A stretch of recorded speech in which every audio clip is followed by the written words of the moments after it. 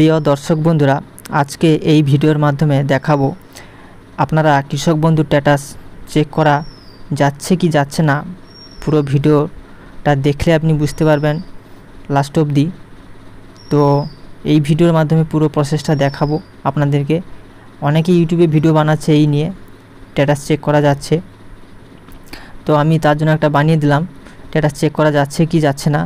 আপনারা দেখতে থাকুন ভিডিওটা লাস্ট অবধি, চেক করা যায় কি না।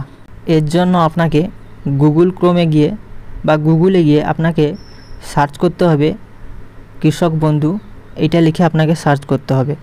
আপনাকে দেখিয়ে দিচ্ছি স্ক্রিনে, ওইটা আপনি দেখে আপনার মোবাইলে গুগলে গিয়ে লিখবেন বা ক্রোমে ওখানে গিয়ে লিখবেন কৃষক বন্ধু। লেখার পর এইরকম একটা পেজ ওপেন হবে। একদম উপরে যেটা আছে কৃষক বন্ধু, একদম উপরে এটাতে ক্লিক করবেন। এটাতে ক্লিক করার পর আপনাকে অফিসিয়াল ওয়েবসাইটে নিয়ে যাবে, যেটা থেকে আপনি কৃষক বন্ধু স্ট্যাটাস চেক করতে পারবেন।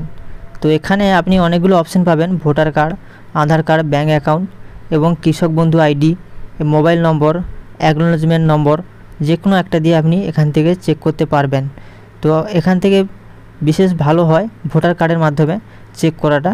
আপনি ভোটার কার্ডটা নিয়ে নিলেন, নিয়ে এখান থেকে ভোটার কার্ডের নম্বরটা দিয়ে ক্যাপচা দিয়ে এখান থেকে সার্চ দেবেন।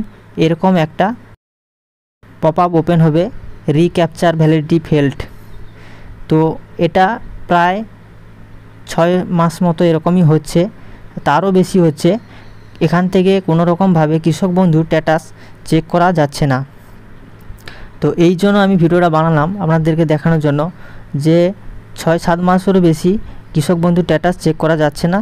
যে কোনোভাবে আপনি চেক করুন, আধার কার্ড নম্বর দিয়ে কি ভোটার কার্ড নম্বর দিয়ে বা অন্য কোনো ব্যাঙ্ক অ্যাকাউন্ট বা আইডি দিয়ে আপনি কোনো রকমভাবে চেক করতে পারবেন না। তো বন্ধুরা, আশা করি সবারই হেল্প হবে এই ভিডিওর মাধ্যমে।